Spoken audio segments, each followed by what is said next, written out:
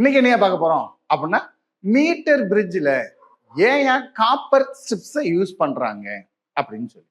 Okay, அப்ப metre பிரிட்ஜில் என்னையா இருக்கு அப்படின்னா 3 காப்பர் ஸ்ட்ரிப் யூஸ் பண்றோம். ஓகே, இதுதான் வந்து என்னையா அப்படின்னா வீட்ஸ்டன்ஸ் பிரிட்ஜில் இருக்கிற 3 காப்பர் ஸ்ட்ரிப். அப்ப ரோ ஈக்குவல் என்னையா RA/L.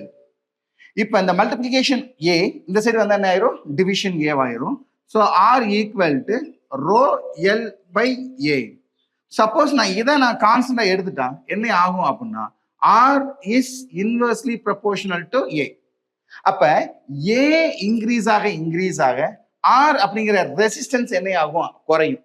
ஆர் அப்படிங்கிற ரெசிஸ்டன்ஸ் குறைய இந்த ரெசிப்ரோக்கல் ஆஃப் ரெசிஸ்டன்ஸ் அப்படிங்கிறது என்ன அப்படின்னா கண்டக்டன்ஸ்.